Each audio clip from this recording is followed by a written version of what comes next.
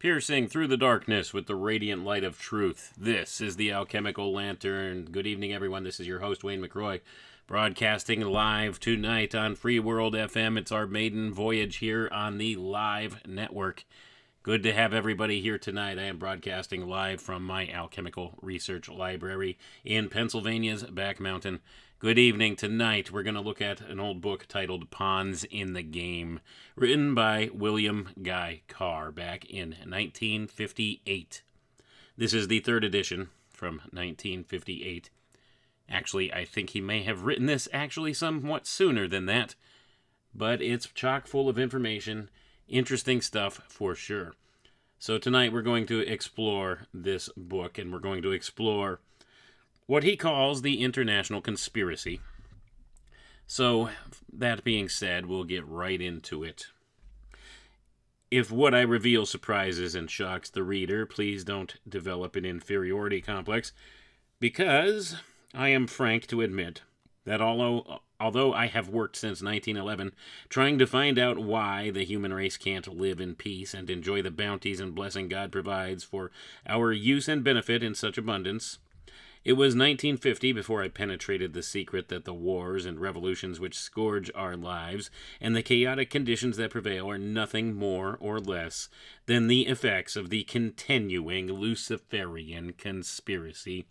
Gonna pause for a moment here, folks. So, this guy, William Guy Carr, had been observing things in our reality for a long time before he finally was able to put the dots together and arrive at a conclusion. And the conclusion he came to was this all has to do with an overarching Luciferian conspiracy behind the scenes.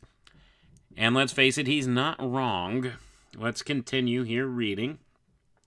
It started in that part of the universe we call heaven when Lucifer challenged the right of God to exercise supreme authority.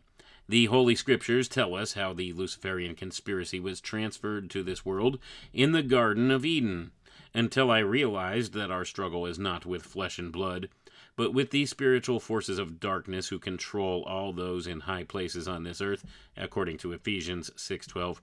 The pieces of evidence gathered all over this world just didn't fit together and make sense. I am not ashamed to admit that the Bible provided the key which enabled me to obtain an answer to the question quoted above. Very few people seem able to appreciate that Lucifer is the brightest and most intelligent of the heavenly host, and because he is a pure spirit, he is indestructible. The Scriptures tell us his power is such that he caused 1/3 of the most intelligent of the heavenly host to defect from God and join him, because he claimed God's plan for the rule of the universe is weak and impractical, because it is based on the premise that lesser beings can be taught to know, love, and wish to serve him voluntarily out of respect for his own infinite perfections. The Luciferian ideology states might is right. It claims beings of proven superior intelligence have the right to rule those less gifted because the masses don't know what is best for them. The Luciferian ideology is what we call totalitarianism today. Gonna pause for a moment here, folks. So you see, the political aspects of things have always had to do with the spiritual aspects as well. So that being the case, this guy picked up on this at a very early time when very few researchers were really looking into this type of a thing back in the 1950s. And he kind of took the ball and ran with it. And he put together this book, and I think he put together a series of other books. Now, this guy, if I'm not mistaken, he was actually in the Naval Department for some time. He served in the military, if I'm not mistaken. So he had an upfront personal view of much of the warfare that was actually promulgated in this world during that time frame. So he had an inside track on many of these things, and he began to approach it with the premise that much of this is based upon spiritual associations now, once he went back and read the Bible and was able to put the pieces together. So let's continue reading and see what else he has to say, because this one's a classic. If you haven't seen this book or read this book, pick it up and take a look through. It gives a pretty thorough outline as of the 1950s time frame as to how this conspiracy came into fruition here in the modern world and the various aspects of it that prop up this Luciferian type of philosophy that underlies all of this. So it's called Pawns in the Game. This one's a classic for anybody who wanted to research greater conspiracy culture. This guy was a groundbreaker in these types of broadcasts. He wrote the book on the conspiracy here first. One of the early trailblazers. Let's read on. The Old Testament is simply the history of how Satan became prince of the world and caused our first parents to defect from God. It relates how the synagogue of Satan was established on this earth. It tells how it has worked since to prevent God's plan for the rule of the universe being established on this earth.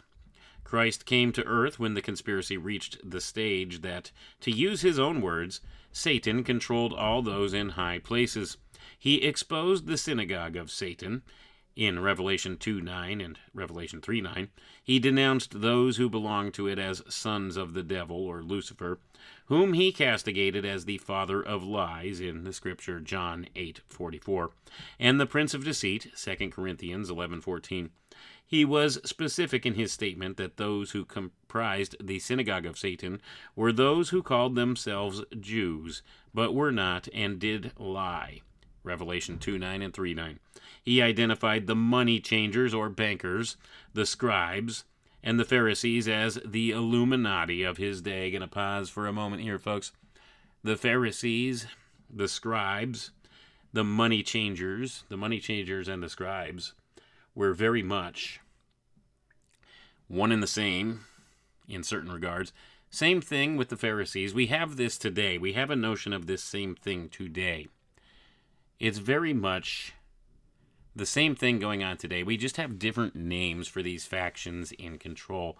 And of course, the banking class has everything to do with this as well.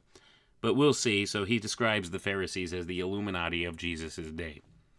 And make no mistake about it, the Illuminati is a very real thing. They go by many other names. But it is a real organization, and it's a compilation of all the various secret occult fraternities and secret society groups, the topmost levels of all of those, intertwined.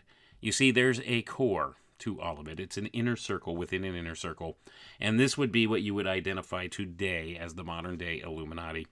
And they do have an awful lot of sway and influence in this world. And this guy, William Guy Carr, he saw some of this in the 1950s after a lifetime of seeing things going on that didn't make sense to him in the physical world here. So he began to dig deeper, ask those spiritual questions. And this is the research he came up with. And much of what he points to here can be verified by anybody who goes and looks. We see a lot of this stuff. A lot of this same information from other researchers who've gone back and looked. And we see how it aligns with biblical scripture, and it aligns with, well, various other things. But these occult fraternities, they like to use the biblical scriptures as blueprints and models for different things.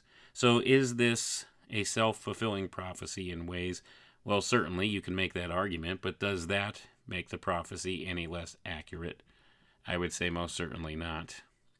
That does not give any type of disreputation to the words of the Bible. In fact, it gives it more credulity, in my view. Even though it would seem that they seem to work their plans in accordance with what's outlined there. So, is it devious, what they do? Well, certainly, it is devious.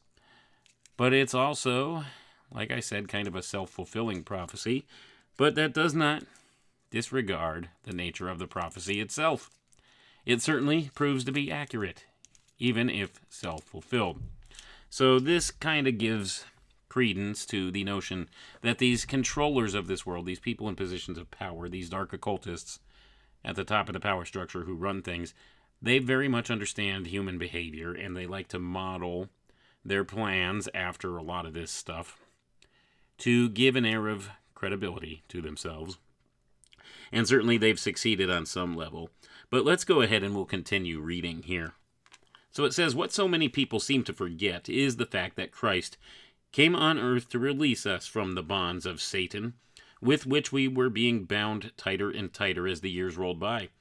Christ gave us the solution to our problem when he told us we must go forth and teach the truth. Regarding this conspiracy, and it says John 8:31-59, to all the people of all nations. He promised if we did this, knowledge of the truth would set us free in Matthew 28:19. The Luciferian conspiracy has developed until it is in its semi-final stage, Matthew 24:15-34, simply because we have failed to put the mandate Christ gave us into effect. I'm going to pause for a moment here, folks. We are mandated to preach the gospel unto all the world. We are mandated to expose evil where we see it. If you're a Christian, that is one of your mandates, to expose evil where you see it. I cannot sit idly by myself and watch the world burn as it's been doing. Can't silently sit by. You see, I want a future here for my children. I simply can't sit by and watch the world burn and be unconcerned about future generations. We need to be aware of the spiritual battle that we are in the heart of right now. And we need to be aware that we have more power than these controllers of this world would like us to believe. We need to utilize that power. We need to act in accordance with that and step up and say no to their diabolical schemes. All we need to do is reject their offers, and at the end of the day, everything is an offer. Has to be, according to natural laws that run this place. They can't force you or coerce you into doing something you don't want to do if your willpower is strong enough. It's the free will principle. They can't violate that, so they use various workarounds to try to get your tacit consent to many things that they do. But at the end of the day, it is an offer, and we have every right to reject the offer according to natural law. And if enough of us stand up and reject their offers, their whole house of cards crumbles, and they cannot perform what they want to perform. That's why it's important that we resist these various agendas that they've been pushing on us. We reject these agendas. All you have to say is no thank you. It's a peaceful type of a rejection of these things. It's a peaceful type of protest in doing that. And if enough people do that, well, then they become powerless. And they understand this because there's far more of us than there are them. They realize this. Did you ever see the movie Ants? If one of those ants stand up, they all stand up. And if they all stand up, they outnumber us 100-1. Then we have a real problem on our hands. They were telling you the truth in that Pixar movie. They do this quite frequently with the entertainment culture, because sadly, that's all we really have. It's a form of mind control programming. And of course, it all ties back to this Luciferian agenda that William Guy Carr was talking about here. But let's get back to the reading. He says, in 1784, an act of God placed the Bavarian government in possession of evidence which proved the existence of the continuing Luciferian conspiracy. Adam Weishaupt, a Jesuit-trained professor of canon law, defected from Christianity and embraced the Luciferian ideology while teaching in Ingolstadt University. In 1770, the moneylenders who had recently organized the House of Rothschild retained him to revise and modernize the age-old protocols designed to give the Synagogue of Satan ultimate world domination, so they can impose the Luciferian ideology upon what remains of the human race after the final social cataclysm by use of satanic despotism. Weishaupt completed his task May 1st, 1776. Gonna pause for a moment here, folks. 1776, that's what the year truly commemorates. The formation of this Bavarian Order of the Illuminati by Adam Weishaupt. And this was the kickoff of the modern-day incursion of this Illuminati Luciferian agenda. That's what's celebrated on the back of your dollar bill. That's what's important about 1776. Because if you really think about it logically and from a common sense standpoint, the United States of America as a nation was not founded in 1776. That's simply when the Declaration of Independence was written and when we began to rebel against British rule. Wasn't until later, with the writing of the Constitution, that an actual nation was formed. So our nation's birthday is not July 4th, 1776, like you've been taught over and over again. You see, these dark occultists who run things, they commemorate dates. They commemorate times according to the sky clock and according to the workings of the sky clock and the stars. And these numbers oftentimes represent something other than what we're told. But that's a whole deal and a subject for another day. But that is truly what the 1776 commemorated in the unfinished pyramid on the back of your dollar bill truly commemorates. May 1st, by the way, for anybody interested, is also a satanic high holiday known as Beltane. It's commemorated around the world also. It's called May Day, and it is the celebration of international communism. You see, the political always has a spiritual tie of some sort back to this stuff. And this was the date on which Weishaupt founded the Bavarian Order of the Illuminati. This group existed before then, don't get me wrong, under many different names and guises, but the spirit center of its location shifted that day to this group that Weishaupt formed. And they've had an immense impact on our modern society, whether you realize it or not. But we're going to get into that here. So this is the story of what happened. So his plan here, the plan required the destruction of all existing governments and religions. This objective was to be reached by dividing the masses, whom he termed goyim, meaning human cattle, into opposing camps in ever-increasing numbers on political, racial, social, economic, and other issues. The opposing sides were then to be armed, and an incident provided, which would cause them to fight and weaken themselves as they destroyed national governments and religious institutions. Going to pause for a moment here, folks. Doesn't that sound very familiar? Doesn't that sound very familiar? And of course, it's said here that Weishaupt adopted what's called the Protocols of the Wise Elders of Zion. That's the older writings that Mr. Carr here was referencing earlier. And of course, the term goyim comes directly from that. It's a derogatory term for those that are non-Jews, according to some people who look at these things. Now, I think that's a total misnomer. I think that we were given that in order that we provide a scapegoat for these activities. They always like to give us a scapegoat or a false interpretation as to who's behind certain things. And of course, we see that being played out in front of our eyes today, don't we? The scapegoating and the intentional fear-mongering around certain things in this world happening. So they're trying to create more of this racial, political, social, economic, and religious type of a shift in society, where certain people are claiming, well, I should say the media is claiming that certain people groups are being targeted for violence right now. And I don't think you have to stretch your imagination too far to understand what I'm talking about in relation to this escalating war campaign going on in Israel and Gaza right now.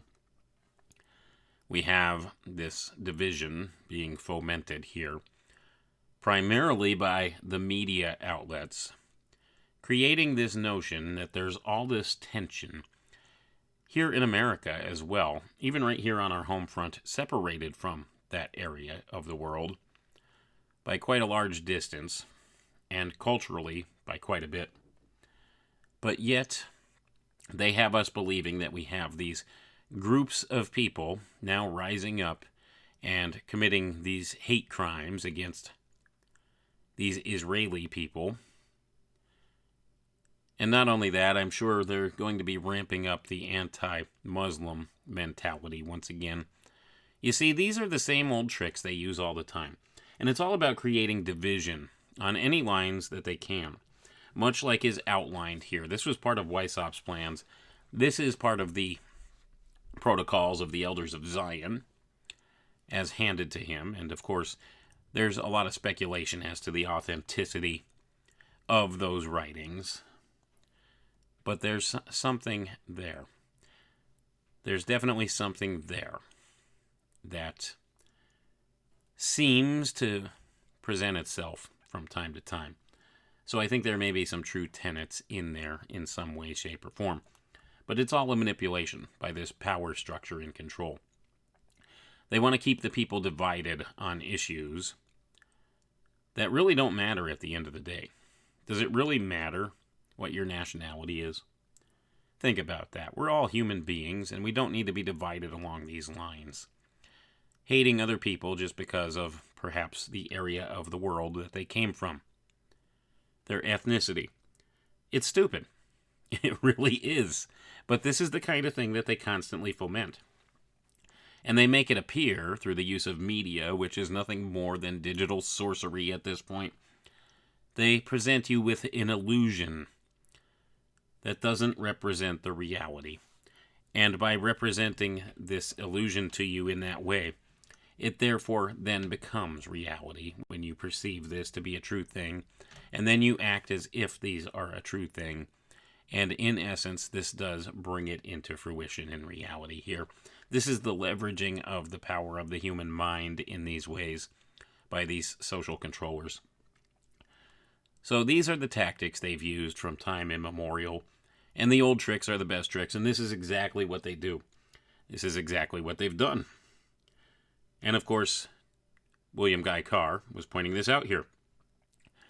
This was all part on the historical record, by the way, absolutely 100% confirmed in the mainstream historical record, that this is what Weishaupt had in mind, and this is what the Bavarian Order of the Illuminati had in mind.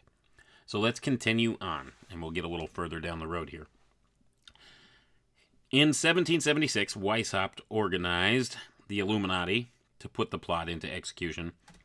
The word Illuminati is derived from Lucifer, and it means holders of the light, using the lie that his objective was to bring about a one-world government to enable man with proven mental ability to govern the world. He recruited about 2,000 followers. These included the most intelligent men in the field of arts and letters, education, the sciences, finance, and industry. He then established lodges of the Grand Orient to be their secret headquarters. Weishaupt's revised plan required his Illuminati to do the following things to help them accomplish their purpose. Going to pause for a moment here, folks. Pay close attention. And this actually came out. There are Jesuit documents that purport many of these same things. I've covered them on some of my shows in the past. But let's go ahead and we'll read these out because, like I said, the old tricks are the best tricks. And they use the same tactics all across time and culture here from these secret society groups. It's all the same thing. And this is what the Illuminati did. This is what Weishaupt laid the foundation for. Number 1, use monetary and sex bribery to obtain control of people already occupying positions in high places in the various levels of all governments and other fields of human endeavor.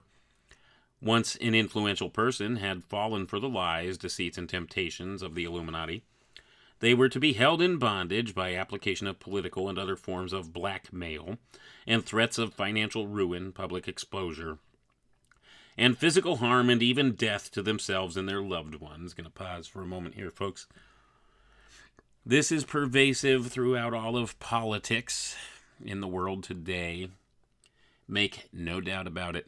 You do not get into a significant political office in the United States of America without being compromised in this way.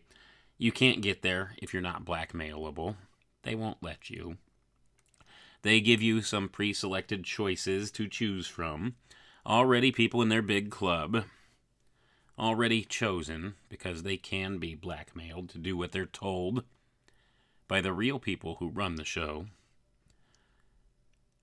So keep that in mind. This is a tactic, like I said, it's older than time itself.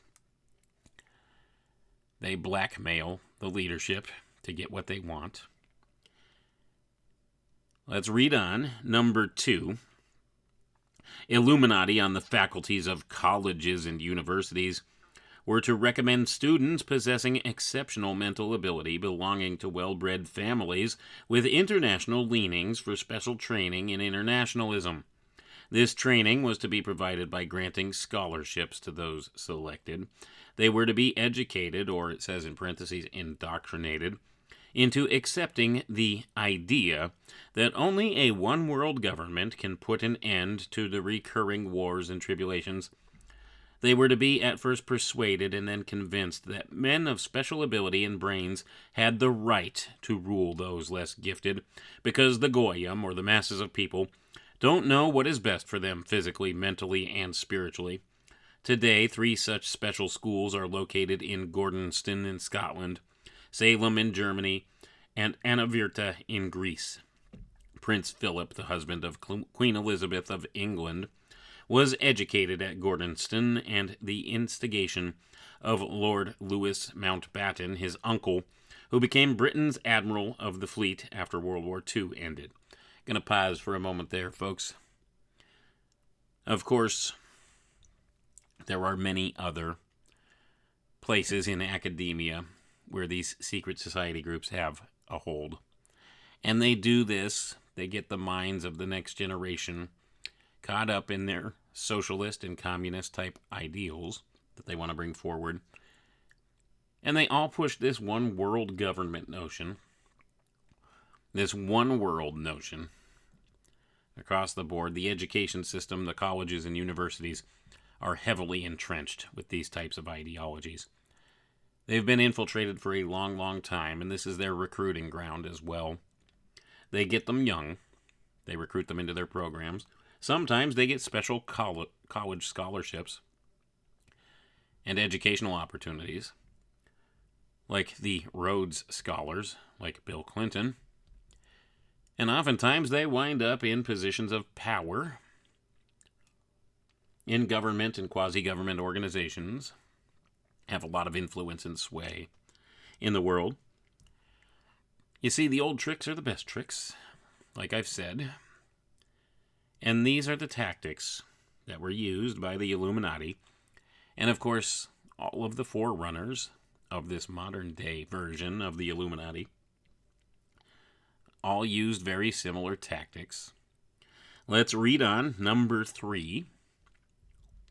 Influential people trapped into coming under the control of the Illuminati, and students who have been specially educated and trained, were to be used as agentur and placed behind the scenes of all governments as experts and specialists, so they could advise the top executives to adopt policies which would in the long run serve the secret plans of the one-worlders and bring about the ultimate destruction of the governments and religions they were elected or appointed to serve. Gonna pause for a moment here, folks. This is very much the same way it operates today and has been for a very long time. You see, the real people running government are not the elected officials. They're those appointees, those advisors, those policy experts and specialists who advise these elected officials on various forms of policy, whether they be foreign policy or domestic policy. These advisory committees, these are the secret government who run things. It's not an elected official. It's not an elected office. Oftentimes they entrench themselves and they're there for life. They influence various administrations and have a lot of sway around the world. And they steer things in this way. This was acknowledged by Weishaupt.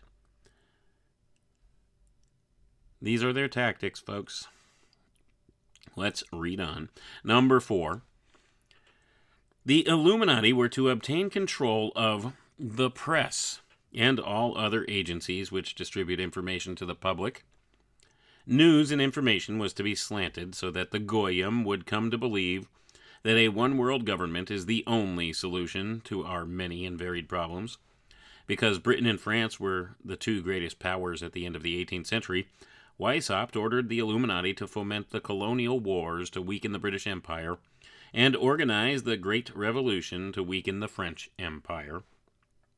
The latter, he scheduled, should start in 1789. Gonna pause for a moment here, folks. The French Revolution, world-shaking event. This was fomented by the Bavarian Order of the Illuminati. This is an admitted historical fact now. You won't learn about it in school. You have to dig a little to find that out. But it's an undeniable historical fact. Let's read on. A German author named Zwack put Weishaupt's revised version of the age-old conspiracy into a book form and named it, quote, Enigi Original Scripten, which I think is German if I'm not mistaken.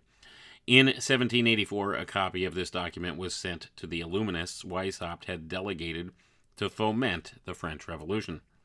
The courier was struck dead by lightning as he rode through Ratisbon on his way from Frankfurt to Paris. The police found the subversive documents on his body and turned them over to the proper government authorities. Going to pause for a moment here, folks. Once again, another absolute historical fact. The courier who was carrying these documents from Weishaupt was struck dead by lightning by an act of God, and the police found these documents on him, which were very incriminating documents, handed them over to Bavarian authorities. And let's see if William Guy Carr goes into the details about what was done at this point. After a careful study of the plot, the Bavarian government ordered the police to raid Weishaupt's newly organized lodges of the Grand Orient and the homes of some of his most influential associates, including the castle of Baron Bossus in Sandersdorf. Additional evidence thus obtained convinced the authorities the documents were a genuine copy of a conspiracy by which the Synagogue of Satan, who controlled the Illuminati at the top, planned to use wars and revolutions to bring about the establishment of one kind or another of a one-world government, the powers of which they intended to usurp as soon as it was established. In 1785, the Bavarian government outlawed the Illuminati and closed the lodges of the Grand Orient. In 1786, they published the details of the conspiracy. The English title is, quote, The Original Writings of the Order and Sect of the Illuminati, end quote. Copies of the conspiracy were sent to the heads of church and state. The power of the Illuminati was so great that this warning was ignored, as were the warnings Christ had given the world. The Illuminati went underground. Weishaupt instructed his Illuminists to infiltrate into the lodges of Blue Masonry and form a secret society within secret societies. Going to pause for a moment here, folks. This right here is where the rubber meets the road. This is what has been done, and this is how they operate. You see, the various secret society groups that we have today, the inner circle within the inner circle of those is what you would call the classical Illuminati. Let's read on. Only Masons who prove themselves internationalists, and those whose conduct proved they had defected from God, are initiated into the Illuminati. Thus, the conspirators used the cloak of philanthropy to hide their revolutionary and subversive activities. Gonna pause for a moment here. I'm going to read that last sentence again. Let that sink in. In order to infiltrate into Masonic lodges in Britain, Illuminists invited John Robison over to Europe. Gonna pause for a moment. John Robison You may have heard of this guy. He wrote a book as a warning to the world about the Illuminati long after they were thought to have been disbanded. But first, before we proceed from there, I'm going to point out the fact again that these conspirators used the cloak of philanthropy to hide their subversive activities. Same thing goes on today. So, Professor John Robison. He was a high-degree Mason in the Scottish Rite, a professor of natural philosophy at Edinburgh University, and he was the secretary of the Royal Society of Edinburgh. John Robison did not fall for the lie that the objective of the One-Worlders was to form a benevolent dictatorship. He kept his reactions to himself, however, and was entrusted with a copy of Weishaupt's revised conspiracy for study and safekeeping. Because the heads of church and state in France were advised to ignore the warnings given them, the revolution broke out in 1789. In order to alert other governments to their danger, in 1798, John Robison published a book entitled Proof of a Conspiracy to Destroy All Governments and Religions, but his warnings have been ignored, as well as the others. Going to pause for a moment here, folks. You can find this book for free in the digital archives. I think it's on Internet Archive. Look it up. Absolutely, this guy knew 100% what they were up to and attempted to expose it. John Robison, even though he was a highly degreed Freemason and ostensibly part of the greater order, the Brotherhood, encompasses, he didn't see eye to eye with the way Weishaupt wanted to do things. You see, he had a little bit of a conscience, it would seem. So he decided to try to expose these things. Excuse me. So we see here, his warnings went unheeded.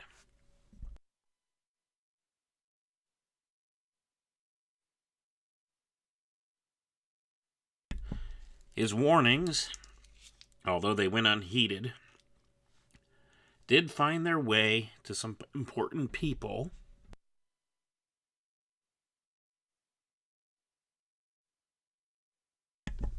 Notably, Thomas Jefferson was one of the ones that he got a copy of his book to. Thomas Jefferson had become a student of Weishaupt's. He was one of his strongest defenders when he was outlawed by his government.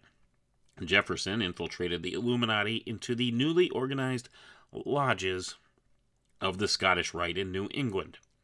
Realizing this information will shock many Americans, I wish to record the following facts. Here we go. In 1789, John Robison warned Masonic leaders that the Illuminati had infiltrated into their lodges. On July 19, 1798, David Papin, president of Harvard University, issued the same warning to the graduating class and lectured them on the influence Illuminism was having on American politics and religion. John Quincy Adams had organized the New England Masonic Lodges. In 1800, he decided to oppose Jefferson for the presidency. He wrote 3 letters to Colonel William L. Stone exposing how Jefferson was using Masonic lodges for subversive purposes. The information contained in these letters is credited with winning Adams the election. The letters are in Rittenberg Square Library in Philadelphia. Gonna pause for a moment here, folks.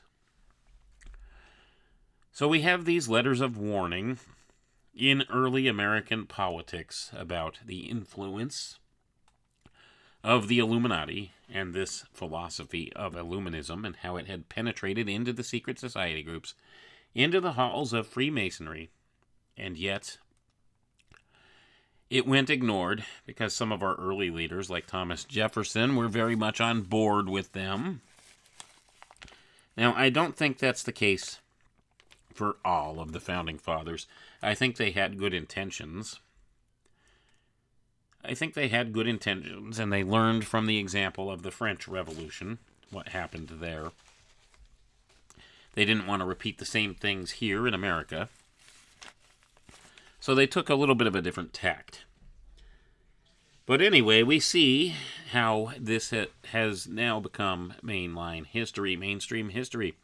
Although many people will deny any such existence of an organization such as the Illuminati, most certainly, it is recorded historically. Now we're going to move a little further down the line here in the overarching realm of this Luciferian conspiracy. And we're going to go to a story here about a guy named William Morgan. In 1826, Captain William Morgan decided it was his duty to inform other Masons and the general public what the truth is regarding the Illuminati, their secret plans, and intended purpose. The Illuminati obtained the services of Richard Howard, an English Illuminist, to carry out their sentence that Morgan be executed as a traitor. Captain Morgan was warned of his danger.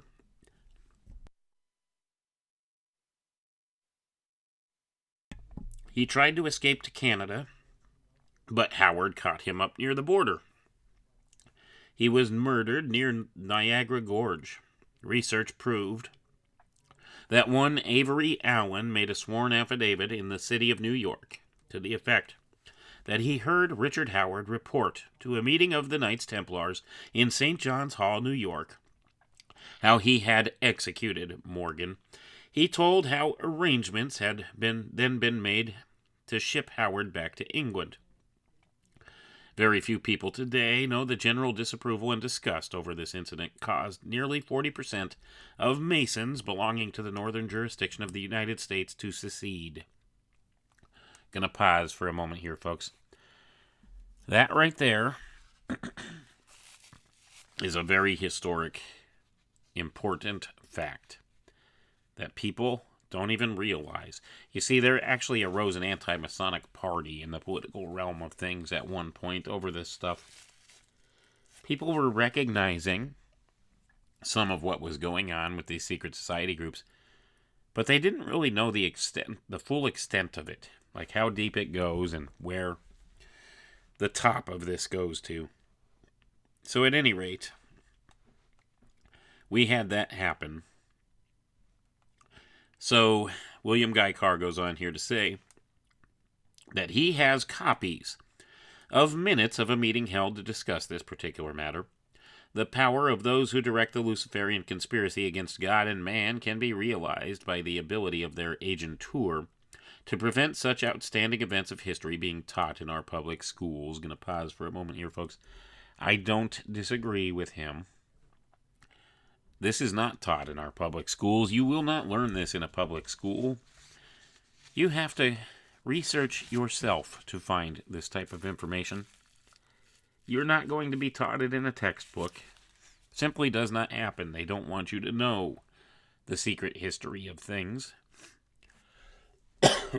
Excuse me. They don't want you to realize what's been done here. Let's continue. In 1829, the Illuminati held a meeting in New York, which was addressed by a British Illuminist named Wright. Those in attendance were informed that the Illuminati intended to unite the nihilist and atheist groups with all other subversive organizations into an international organization to be known as communism. Gonna pause for a moment here, folks. Have you ever heard about this before? Probably not. This destructive force was to be used to enable the Illuminati to foment future wars and revolutions. Clinton Roosevelt, a direct ancestor of FDR, Horace Greeley, and Chaz Dana. Chaz, I think that's an abbreviation for Charles. Let's be honest here. I think that's supposed to be Charles. And Charles Dana were appointed a committee to raise funds for this new venture. The fund they raised financed Karl Marx and Engels when they wrote Das Kapital and the Communist Manifesto in Soho, England. In 1830, Weishaupt died. He carried the deception that the Illuminati was dead to his own deathbed, where, to convince his spiritual advisors, he pretended to repent and rejoin the church. According to Weishaupt's revised version of the age-old conspiracy, the Illuminati were to organize, finance, direct, and control all international organizations and groups by working their agentur into executive positions at the top. Thus, it was that while Karl Marx was writing the Communist Manifesto under direction of one group of Illuminists, Professor Karl Ritter of Frankfurt University was writing the antithesis under direction of another group, so that those who direct the conspiracy at the top could use the differences in these two ideologies to start dividing larger and larger numbers of the human race into opposing camps so they could be armed and then made to fight and destroy each other.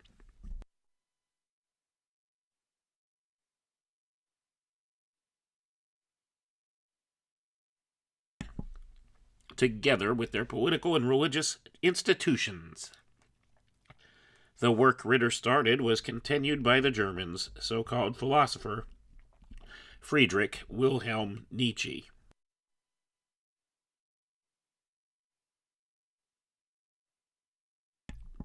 Apologies, folks. I am choking right now.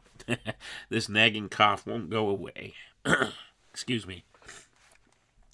So Nietzscheism was developed into fascism and later into Nazism. And it was used to enable the agentur of the Illuminati to foment World Wars I and II.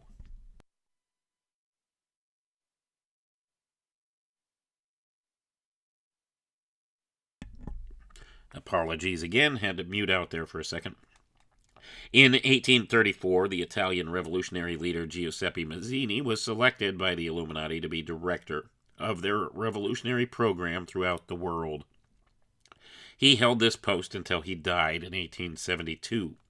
In 1840, General Albert Pike was brought under the influence of Mazzini because he became a disgruntled officer when President Jefferson Davis disbanded his auxiliary Indian troops on the grounds they had committed atrocities under the cloak of legitimate warfare.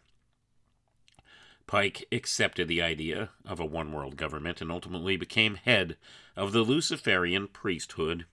Between 1859 and 1871, he worked out the details of a military blueprint for 3 world wars and 3 major revolutions, which he considered would further the conspiracy to its final stage during the 20th century.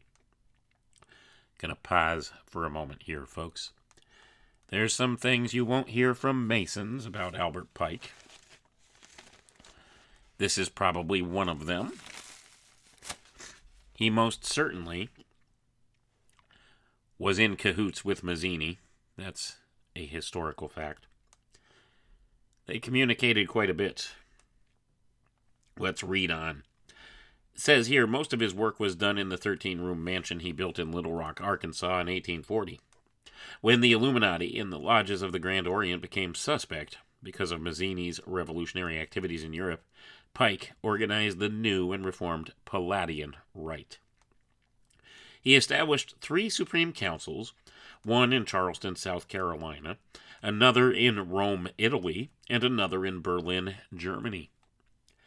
He had Mazzini establish 23 subordinate councils in strategic locations throughout the world. These have been the secret headquarters of the World Revolutionary Movement ever since. Gonna pause for a moment here, folks. So, some people will dispute whether the Palladian Rite actually exists or not. It most certainly does. This was founded here by Pike. For those who don't know, Pike was also the founder of a little organization known as the Ku Klux Klan. Bet you didn't know that either, and most Masons won't tell you that. So now you know something else, but let's continue on and we'll wrap up here very soon. Long before Marconi invented wireless radio, the scientists who were of the Illuminati had made it possible for Pike and the heads of his councils to communicate secretly. I'm going to pause for a moment here, folks, to say that none of this portion of what William Guy Carr, is talking about, has ever been adequately proven. I have seen stories about this. I would say it's definitely possible, but we've never seen actual proof or evidence for real thereof. But this is what the claim is, and other people have made this claim too. Let's read on about it. It was the discovery of this secret that enabled intelligence officers to understand how apparently unrelated incidents took place simultaneously throughout the world, which aggravated a situation and developed into a war or revolution.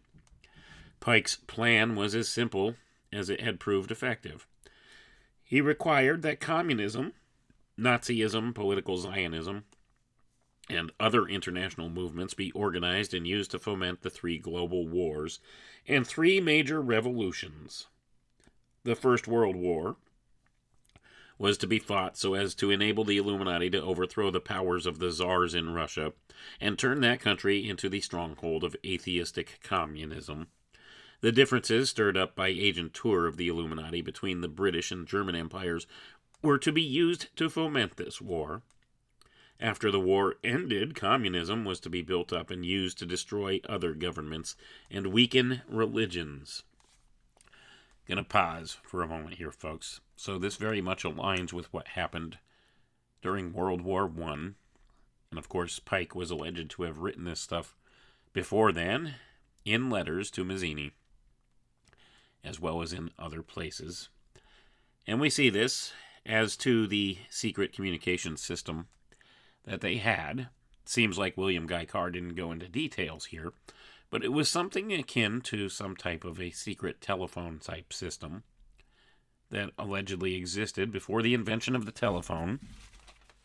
They were able to talk, speak with one another, and some have claimed that there was a supernatural element to this, some demonic type notion to it.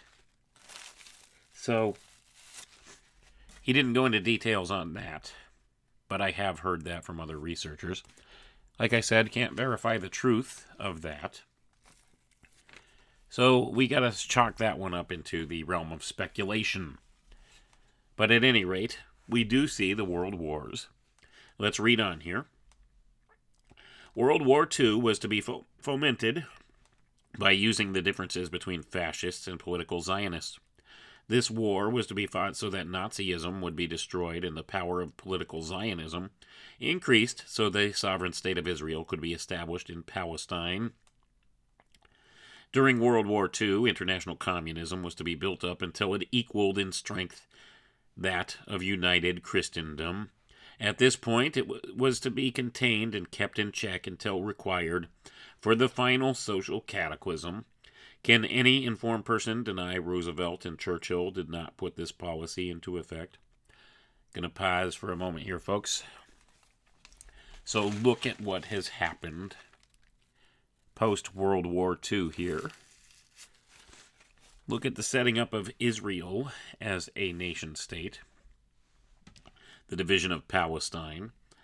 All talked about by Pike and Mazzini back in the 1800s. Coincidence? I don't have enough faith to be a coincidence theorist. But let's finish up here and see what Pike said about World War III. World War III is to be fomented by using the differences the agent tour of the Illuminati stir up between political Zionists and the leaders of the Muslim world. The war is to be directed in such a manner that Islam, the Arab world, including Mohammedanism, and political Zionism, including the State of Israel, will destroy themselves, while at the same time the remaining nations, once more divided against each other on this issue, will be forced to fight themselves into a state of complete exhaustion, physically, mentally, spiritually, and economically. Can any unbiased and reasoning person deny that the intrigue now going on in the Near, Middle, and Far East isn't designed to accomplish this devilish purpose? And I'm going to pause for a moment there. I don't think you have to even look that far. Just look at what's going on in Israel right now. It's playing out in front of your eyes, folks. Is this really coincidence? I'll ask you that. On August 15th, 1871, Pike told Mazzini that after World War III is ended, those who aspire to undisputed world domination will provoke the greatest social cataclysm the world has ever known. We quote his own words. Here it is, taken from the letter that's catalogued in the British Museum Library, London, England. You ready for this? This is from Albert Pike. Letter to Mazzini, written August 15th, 1871. It's in the British Museum Library. Quote, we shall unleash the nihilists and atheists, and we shall provoke a formidable social cataclysm, which in all its horror will show clearly to the nations the effect of absolute atheism, origin of savagery, and of the most bloody turmoil. Then everywhere the citizens, obliged to defend themselves against the world minority of revolutionaries, will exterminate those destroyers of civilization, and the multitude, disillusioned with Christianity, whose deistic spirits will be from that moment without compass or direction, anxious for an ideal, but without knowing where to render its adoration, will receive the true light through the universal manifestation of the pure doctrine of Lucifer, brought finally out in the public view, a manifestation which will result from the general reactionary movement, which will follow the destruction of Christianity and atheism, both conquered and exterminated at the same time, end quote. What do you think about that, folks? What are we watching unfolding before our eyes? What have we seen predicted in the Bible? What do we see happening in the world around us? Are we really looking at the advent of World War III right now? What's going to be the result? Do you think this is all coincidence? I'll ask you again. Is it really coincidence that this guy wrote this stuff in letters in 1871, and here we are, staring at it in our face right now? And how the world is becoming more and more disillusioned day after day by religion and by atheism and by all the other isms out there. Are we not seeing the economic destruction of our sovereign nations?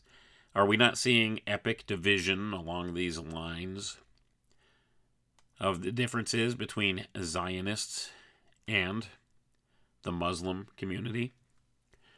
This adequately describes everything going on with the state of Israel and its conflict there in Gaza, in Palestine. You see, this was all planned and designed in this way.